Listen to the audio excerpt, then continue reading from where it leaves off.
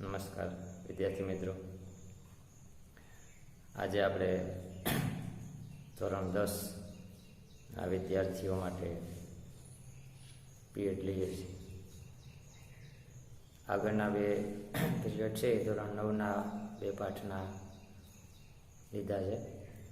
હવે આજથી ધોરણ 9ના પીરિયડો જે છે એ ગાંધીનગરથી જે બાયસેટ સ્ટુડિયોમાં બપોરે 12 વાગે આવે છે એમાં ચાલુ થાય છે. એટલે હવે એ પાઠનું કાંઈ એ લોકોએ તૈયાર કરવાનું.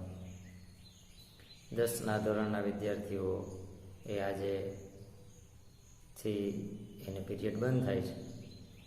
જ્યાં સુધી 9મા ધોરણના પીરિયડ આવે ત્યાં સુધી આપણે આપણો પીરિયડ ચાલુ કરીએ. તો આમ તો આપણે આ પીરિયડ છે એ તમને રિપીટ કરવા માટે તેને હું મૂકું છું કે તમને આપણે જ્યારે ગાંધીનગરથી જે પીરિયડ આવે છે બાયસેક દ્વારા, એમાં આપણે પહેલો પાઠ છે રાસાયણિક પ્રક્રિયાઓ, એ હાલી ગયો છે. પણ ફરીથી પાછું હું તમને રિવિઝન કરાવું એટલા માટે કે આપણે ભૂલાઈ ગયું હોય અથવા એમાં હાજર ના રહ્યા હોય અથવા તો કોઈ એમાં સમજાણું ન હોય તો આપણે એ જ પાઠ હું જ પાછો રિપીટ કરું, કારણ કે એ મારે જ ભણાવવાનો છે. તો રાસાયણિક પ્રક્રિયાઓ ધોરણ 10નો પહેલો પાઠ, એ જો તમે જોયો ન હોય તો તમારા માટે નવો હશે, અને જો તમે જોયો હશે તો તમારા માટે રિવિઝન થશે. તો હું જ્યારે ભણાવશે ત્યારે તમને પણ ખબર પડશે કે આપણે કેટલું યાદ રહ્યું, કેટલું ભૂલાઈ ગયું, એમાં એ સાહેબે શું ભણાવ્યું હતું. તો રાસાયણિક પ્રક્રિયાઓ, ભૌતિક પ્રક્રિયા અને રાસાયણિક પ્રક્રિયા. ભૌતિક પ્રક્રિયા એટલે શું? તો જે આપણે નજર સામે દેખાય, આપણે કોઈ ગાલ ઉપર ઝાપટ મારે તો રાસાયણિક પ્રક્રિયા ન કહેવાય, ભૌતિક પ્રક્રિયા કહેવાય. નજર સામે જે દેખાય છે, બરફ છે એ ઓગળતો એમાંથી પાણી બનતું હોય તો એ ભૌતિક પ્રક્રિયા થઈ. એમાં બીજો કંઈ ફેરફાર નથી થતો. એ પાણીનો અણુ છે એ પાણીનો અણુ જ રહે, બરફમાં H2O જ રહે, પાણીમાં H2O જ રહે, વરાળમાં H2O જ રહે. આ ભૌતિક પ્રક્રિયા થઈ કહેવાય. રાસાયણિક પ્રક્રિયા વસ્તુ એવી છે કે જે આપણે દેખાતી નથી છતાં ભણવાની છે, એટલે અઘરી થોડીક પડે. હવે અઘરી વસ્તુ છે જે આપણને નથી દેખાતી અને ભણવાની છે. આપણે ઘણા એમ કહે કે હવે ભગવાન ક્યાં, તો ભગવાન દેખાતા નથી છતાં આપણે માનીએ છીએ કે ભગવાન છે. ભગવાન નામની કોઈક શક્તિ છે એ આપણા સૃષ્ટિનું સંચાલન કરે છે, તો એની સાબિતી ન હોય તો એ નથી છતાં આપણે એને માની લઈએ છીએ. તો રાસાયણિક પ્રક્રિયાઓ છે એ આપણને ભલે દેખાતી નથી પણ એનું પરિણામ તો આપણને મળે છે. તો પરિણામ મળે છે માટે આપણે એને માનવી પડે છે કે નહીં, આ રાસાયણિક પ્રક્રિયાઓ થતી હશે જ. એ બહુ ઊંડા અભ્યાસથી, ઊંચા વૈજ્ઞાનિક સાધનોથી આ રાસાયણિક પ્રક્રિયાઓ છે એની તપાસ કરવામાં આવે અને પછી આપણે ભણવામાં મૂકવામાં આવે. કેવી પ્રક્રિયાઓ રાસાયણિક પ્રક્રિયાઓ કહેવાય? તો કે જે આપણે જોઈ નથી શકતા.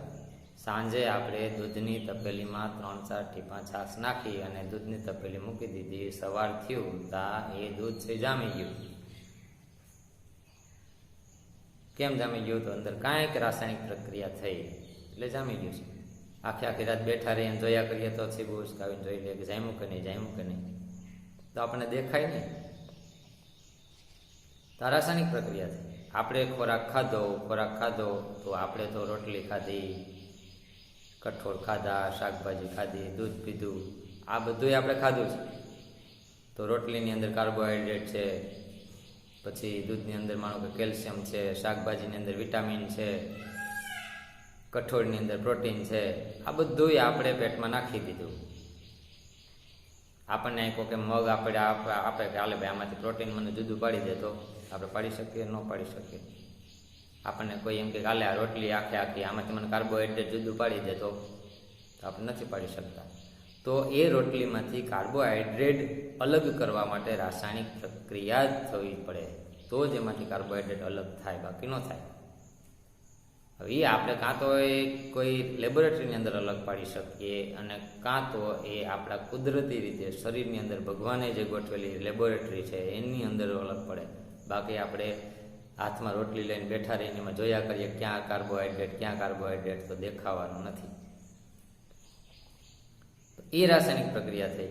આપણે ઘરે છે લોખંડના સળિયા છે, પતરું છે, એ આપણે નવે નવું લઈ આવીએ ત્યારે કેવું ચડકાટ મારતું હોય, થોડોક ટાઈમ થાય એની પર કાટ લાગે.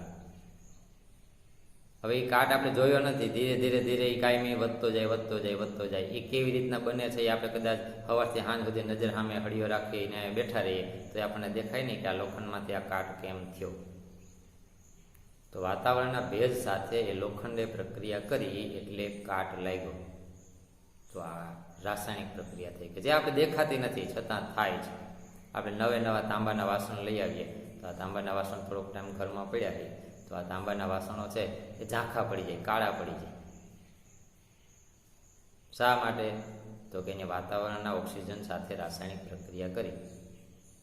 આપણે કાંસાના કે વાસણમાં કે તાંબાના વાસણમાં આપણા ઘરના સભ્યો આપણે જમવા બેસીએ જો એમાં લીંબુ ને ડુંગળી ને એવું બધું નાખીએ તો ના પાડે ભાઈ એ કાંસાના વાસણમાં લીંબુ ને ડુંગળી ન નખાય. તો આપણે એમ કહીએ કેમ ન નખાય? તો એ તો સાદી ભાષામાં એની ભાષામાં સમજાવે કે કાંસું કહાઈ જાય. આવો શબ્દ એ સાદી ભાષામાં વાપરે. કાંસું કસાઈ જાય. તો મતલબ કાંસું કસાઈ જાય એવું નથી.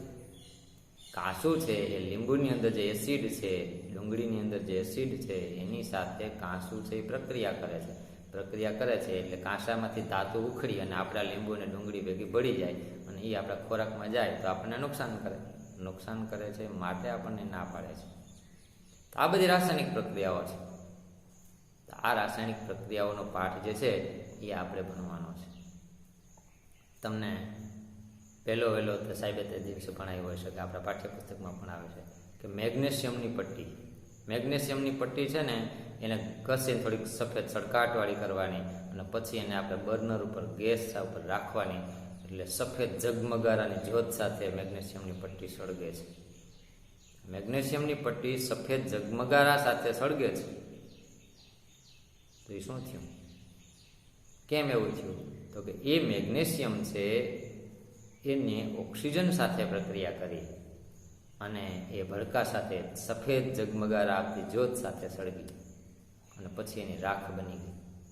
તો મેગ્નેશિયમની પટ્ટી હવા સાથે રાસાયણિક પ્રક્રિયા ઓક્સિજન સાથે પ્રક્રિયા કરતાં એ સફેદ જ્યોતથી સળગે છે. મેગ્નેશિયમનું આપણને ખબર છે કે Mg કહેવાય મેગ્નેશિયમ, ઓક્સિજનને O2 કહેવાય. તો મેગ્નેશિયમ Mg વત્તા O2 આ બેને ભેગા કરીએ એટલે MgO મેગ્નેશિયમ ઓક્સાઇડ બન્યો MgO2. તો મેગ્નેશિયમ ઓક્સાઇડ છે એ રાસાયણિક પ્રક્રિયાથી બન્યો, એની રાખ બની ગઈ. તો આપણે એમ કે મેગ્નેશિયમને શા માટે ભાઈ પ્રક્રિયાની અંદર લીધો? તો મેગ્નેશિયમ છે ને એ જલ્દી પ્રક્રિયા કરે. આપણે લોખંડના સળિયાને ગેસ ઉપર રાખીએ તો એટલી બધી તાત્કાલિક પ્રક્રિયા ન કરે એટલે આપણે મેગ્નેશિયમનો એ પ્રયોગ કર્યો હતો એમ. પછી લેડ નાઇટ્રેટ છે અને પોટેશિયમ આયોડાઇડ છે આ બેની રાસાયણિક પ્રક્રિયા કરવામાં આવે તો પણ એ રાસાયણિક પ્રક્રિયા થાય. લેડ નાઇટ્રેટ એને આપણે PbNO2 કહેવાય. Potassium iodide Ki.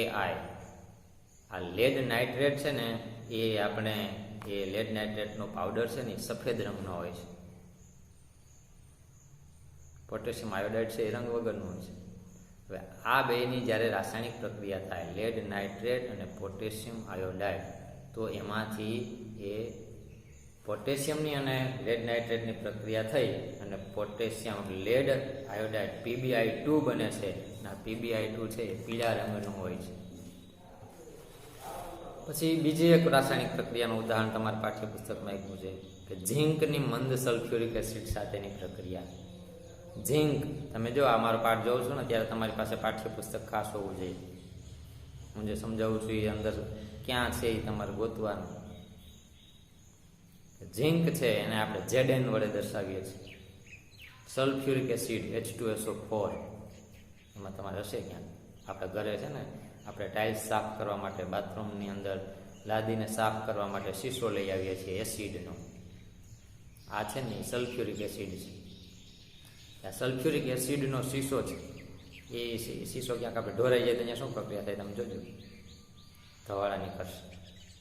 આપણા હાથ ઉપર ઢોરાય તો આપણા હાથની અંદર ગરમી ઉત્પન્ન થાય. તો આ ઝીંક છે એની મંદ સલ્ફ્યુરિક એસિડ સાથે પ્રક્રિયા કરવામાં આવે. મંદ સલ્ફ્યુરિક એસિડ એટલે એનું સૂત્ર થાય HCl. સલ્ફ્યુરિક એસિડનું સૂત્ર થાય એટલે આપણે HCl તો હાઇડ્રોક્લોરિક એસિડનું સૂત્ર થાય. સલ્ફ્યુરિક એસિડ એટલે H2SO4 નું સૂત્ર થાય.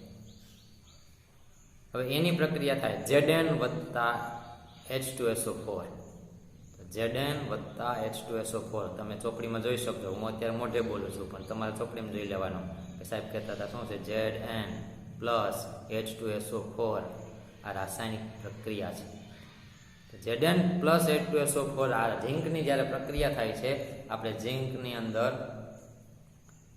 આપણે H2SO4 એસિડની અંદર ઝીંક નાખીએ છીએ ત્યારે એમાં ઝીંકની આજુબાજુ હાઇડ્રોજનના પરપોટા જામી જાય છે. આ હાઇડ્રોજનના પરપોટા છે એ જામી જાય છે, મતલબ કે રાસાયણિક કંઈક પ્રક્રિયા થઈ. તેમાં ઝીંક સલ્ફાઇડ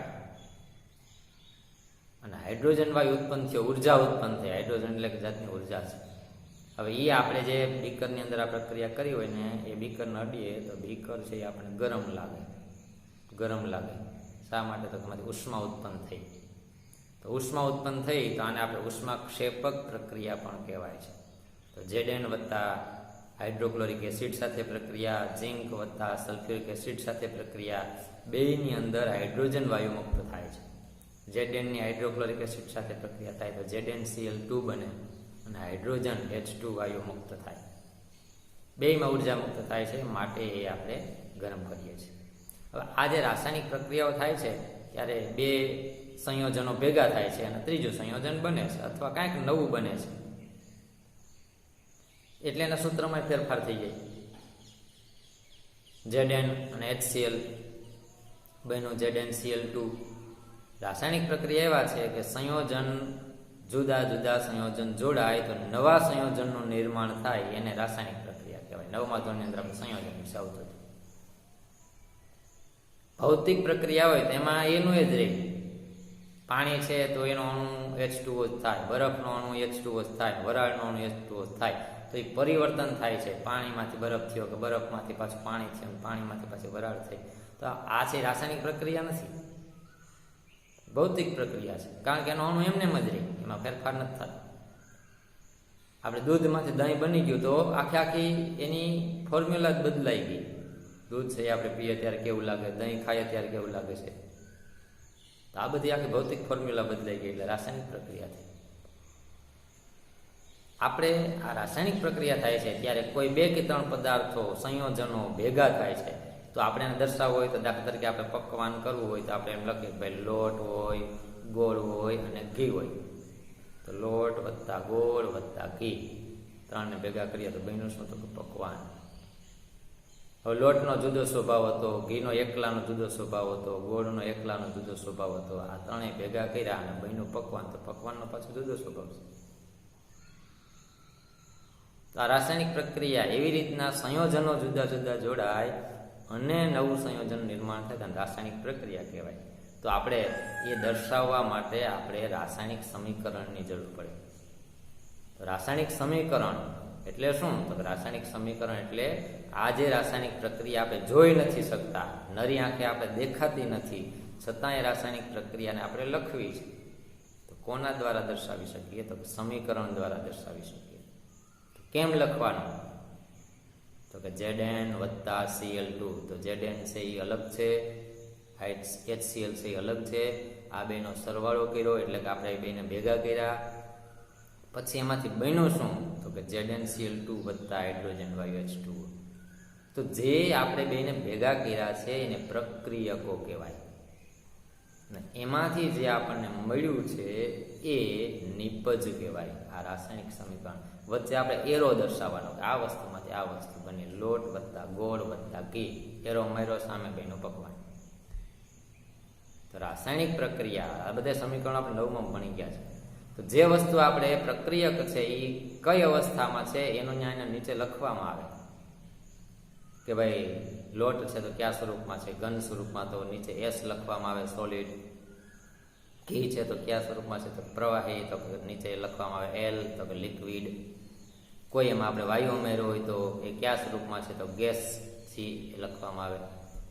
તો આ એના અવસ્થાઓ લખેલી હોય સમીકરણની અંદર. જે અણુસૂત્રો લખેલા હોય ને એની બાજુમાં કાઉન્સમાં નીચે S લખેલો હોય, G લખેલો હોય, L લખેલો હોય, AQ લખેલો હોય. આ બધું લખેલું હોય છે. એ શું લખેલું હોય છે? તો કે એની કન્ડિશન બતાવે છે, એની સ્થિતિ બતાવે છે કે એ જે આપણે પ્રક્રિયક લીધો છે કઈ સ્થિતિમાં છે. ઘન અવસ્થામાં છે, પ્રવાહી અવસ્થામાં છે, વાયુ અવસ્થામાં છે, કે કોઈ સંયોજન સ્વરૂપે છે. એટલે એલ વત્તા જી ને એલ ને એસ આ બધા સંકેતો પ્રક્રિયકોમાંથી નિપજો બને છે. એટલે આપણે એમ કહીએ કે જે વસ્તુ આ બાજુ જેટલી હોય ને એટલી જ સામે પાછી મળવી જોઈએ. આપણે 1 કિલો ગોળ લીધો, 1 કિલો ઘી લીધું, 1 કિલો લોટ લીધો, તો આપણું પકવાન છે 3 કિલો થવું જોઈએ. આ ત્રણેય વસ્તુ 1 કિલો લીધું પકવાન 5 કિલો ન થઈ જાય, 3 કિલો થાય. તો આ જે છે આપણે જેટલા પ્રક્રિયકો લીધા એટલા જ સામે નિપજો મળવા જોઈએ. તો એ સંતુલન થયું કહેવાય. સંતુલન એટલે તમારી પરીક્ષાની અંદર આપણે ચોપડીની અંદર લખ્યું છે કે સમીકરણને સમતોલિત બનાવો. સમતોલિત એટલે શું? તો કે આ સમતોલન. સામાન્ય ઉદાહરણ આપીએ કે 3 કિલો વસ્તુ લીધી હોય, અડદિયા બનાવવા 3 કિલો લીધું હોય, લોટ ને ખાંડ ને ઘી ને, તો સામે 3 કિલો અડદિયા બને. આપણે ઓલા બનાવવાવાળાને કહે કે હાલે આ 2 કિલો ઘી ને 1 કિલો લોટ છે, 1 કિલો ખાંડ છે, 4 કિલો વસ્તુ મને 10 કિલો અડદિયા બનાવી દે. તે સમતોલન કહેવાય? ન કહેવાય. સમતોલન જેટલી વસ્તુ આપી એટલી વસ્તુ મળે, ભલે કન્ડિશન ફરી જાય. એને આ બાજુ 3 હાઇડ્રોજન હોય તો આ બાજુ 3 હાઇડ્રોજન હોવા જોઈએ, આ બાજુ 2 મેગ્નેશિયમ હોય તો આ બાજુ 2 મેગ્નેશિયમ હોવા જોઈએ. એટલે એ પ્રક્રિયાનું જે સમીકરણ આપણે દર્શાવ્યું છે એની કન્ડિશન બે બાજુ સમતોલન થવું જોઈએ, તો એ સમીકરણ સમતોલિત કર્યું કહેવાય. એટલે તમારે વિજ્ઞાનની અંદર ભણવામાં આવે છે સમીકરણને સમતોલિત કરો, અને રાસાયણિક સમીકરણ કેમ લખવું, આવા બધા મુદ્દા છે એ આપણે આવે છે. હવે આપણા જે રાસાયણિક પ્રક્રિયાઓ છે એની અંદર તમારે પ્રશ્નો જે આપ્યા છે પાઠ્યપુસ્તકમાં, મેગ્નેશિયમની પટ્ટીને હવામાં સળગાવતા પહેલાં શા માટે સાફ કરવામાં આવે છે? તો કે સાફ, કારણ કે મેગ્નેશિયમની પટ્ટી હોય એની ઉપર કંઈક ક્ષાર જામી ગયો હોય, કોઈ કાટ જામી ગયો હોય, તો એ તાત્કાલિક ઓક્સિજન સાથે પ્રક્રિયા ન કરે એટલા માટે એને ઘસીને સાફ કરી નાખીએ તો એ તાત્કાલિક પ્રક્રિયા કરે છે. પછી કે હાઇડ્રોજન વત્તા ક્લોરીન એટલે શું? તમારે પ્રશ્નોમાં લખ્યું છે કે ભાઈ હાઇડ્રોજન અને ક્લોરીન બેની પ્રક્રિયા થાય તો હાઇડ્રોજન ક્લોરાઇડ બને. બેરિયમ ક્લોરાઇડ વત્તા એલ્યુમિનિયમ સલ્ફેટ એટલે શું? તો બેરિયમ સલ્ફેટ વત્તા એલ્યુમિનિયમ ક્લોરાઇડ બને. સોડિયમ વત્તા પાણી તો સોડિયમ હાઇડ્રોક્સાઇડ અને ઓક્સિજન બને છે. તો આ જે છે એના એ સમીકરણ પ્રશ્નો છે. હવે આ રાસાયણિક પ્રક્રિયાઓ જે થાય છે ને એ રાસાયણિક પ્રક્રિયાઓ જુદા જુદા પ્રકારની છે. આપણે અલગ અલગ વસ્તુ છે, અલગ અલગ પ્રક્રિયાઓ છે, તો એ પ્રક્રિયાઓના પ્રકાર છે એ આપણે ભણવાના છે. તો જુદા જુદા પ્રકારમાં એક પહેલો પ્રકાર છે આપણો રાસાયણિક પ્રક્રિયામાં સંયોગીકરણ પ્રક્રિયા. સંયોગીકરણ એટલે બે કે બે કરતાં વધારે સંયોજનો ભેગા થાય, સંયોજન થાય અને નવા સંયોજનનું નિર્માણ થાય, અને આપણે સંયોગીકરણ પ્રક્રિયા કહીએ. સંયોગીકરણ સમજાવતા પહેલાં હું તમને એક મુદ્દો સમજાવું છું કે સંયોગીકરણ પ્રક્રિયામાં જે આપણે ઉદાહરણ લેવું છે મૂળ ક્યાંથી, એટલે સંયોગીકરણ પ્રક્રિયામાં આપણે અહીંયા કેલ્શિયમ કાર્બોનેટનું ઉદાહરણ લીધું છે. કેલ્શિયમ કાર્બોનેટ એટલે શું? ચૂનાનો પથ્થર. ચૂનાનો પથ્થર એટલે તો કે જમીનમાંથી નીકળેલો પથ્થર. આપણે અહીંથી વેરાવળથી છે આમ ભાવનગર સુધી કોડીનારની સાઈડ આખી છે ને, ત્યાં દરિયાકાંઠે આખી જે જમીન છે પછી 30-30 કિલોમીટરનો પટ્ટો છે, એની અંદર જે પાણા નીકળે છે જમીનમાંથી, એટલે એમાંથી ચૂનો બનાવવામાં આવે, એમાંથી સિમેન્ટ બનાવવામાં આવે. આ જે પથ્થર છે ને એ કેલ્શિયમ કાર્બોનેટ છે, એનું સૂત્ર છે CaCO3. આ ચૂનાનો પથ્થર કહેવાય. જમીનમાંથી નીકળે એટલે જો સિમેન્ટની ફેક્ટરીઓ બધી ક્યાં છે? એ બાજુ છે, અંબુજા સિમેન્ટ ને સિદ્ધિ સિમેન્ટ ને હાથી સિમેન્ટ ને અલ્ટ્રાટેક સિમેન્ટ ને એ બધી જે સિમેન્ટની ફેક્ટરીઓ છે ને એ બાજુ છે. તો આ જે ચૂનાનો પથ્થર છે ને એને રાસાયણિક પ્રક્રિયા કરવામાં આવે, પછી એમાંથી ચૂનો બને, એમાંથી સિમેન્ટ બને. તો આ કેલ્શિયમ કાર્બોનેટ નામનો પથ્થર જમીનમાંથી કાઢવામાં આવે, પછી એને ભઠ્ઠીની અંદર ગરમ કરવામાં આવે. તો ભઠ્ઠીની અંદર તમે એને ગરમ કરો તો એ ગરમીનું શોષણ કરે અંદર. હવે ગરમીનું અંદર શોષણ કરી લઈને એટલે એ હવે ચૂનાનો પથ્થર જે કેલ્શિયમ કાર્બોનેટ હતો એ ગરમીનું શોષણ કરે છે ને ત્યારે એમાંથી કાર્બન ડાયોક્સાઇડ વાયુ નીકળી જાય. એટલે CaCO3 જે છે એમાંથી CO2 નીકળી જાય. તો CO2 નીકળી જાય તો વધ્યું શું? તો CaO. તમે પાઠ્યપુસ્તકમાં જોજો CaCO3 એમાંથી કાર્બન ડાયોક્સાઇડ વાયુને આપણે ગરમ કરીને કાઢી મૂકીએ. ચૂનાની ભઠ્ઠીમાં આ પ્રક્રિયા થાય. ચૂનાની ભઠ્ઠીની અંદર પાણા પથ્થર છે એ જે છે એ ગરમ કરવામાં આવે ભઠ્ઠીની અંદર, અને કાર્બન ડાયોક્સાઇડ વાયુને દૂર કરવામાં આવે. તો કાર્બન ડાયોક્સાઇડ વાયુને દૂર કરવામાં આવે તો આ જે છે એ CaO વધે. તો હવે આ જે CaO છે એ હવે CaCO3 માંથી CaO બન્યો. તો હવેનું નામ ફરી ગયું. ઓલું હતું કેલ્શિયમ કાર્બોનેટ અથવા તો લાઇમસ્ટોન, ચૂનાનો પથ્થર. તો આ કેલ્શિયમ કાર્બોનેટ છે એમાંથી CO2 નીકળી ગયો, CaO વધ્યો, એને કડી ચૂનો કહેવાય. આ કડી ચૂનો છે એ આપણે લઈ આવીએ છીએ શું કરવા માટે? તો કે આપણે દિવાલને અંદર સફેદ કરવા માટે અથવા તો કોઈ ચણતર કામ માટે લઈ આવીએ છીએ. તો આ કડી ચૂનાનો જે પથ્થર છે, હવે છે ને આપણે ચૂનાના સીધા થેલીઓ આવે છે, એ ફેક્ટરીની અંદર પ્રક્રિયા કરીને આપે છે. નકર પહેલાં મકાન બનાવતા ત્યાં ચૂનાનો પથ્થર ગાંગડા જ લઈ આવતા, અહીંયા આવીને એને પલાળે ને એટલે એ ચૂનો છે એ ફૂટે એટલે અંદરથી વરાળ નીકળે. તો આ શું પ્રક્રિયા થઈ? તો કે સંયોગીકરણ પ્રક્રિયા થઈ. શું થયું એમાં? તો કે ઓલો કેલ્શિયમ ઓક્સાઇડ CaO હતો ને એની પાણી સાથે પ્રક્રિયા કરી. પાણી સાથે પ્રક્રિયા કરી એટલે ચૂનો છે એ CaOH ટ્વાઇસ બની ગયો. Ca(OH) બાજુમાં બગડ્યો, CaOH ટ્વાઇસ.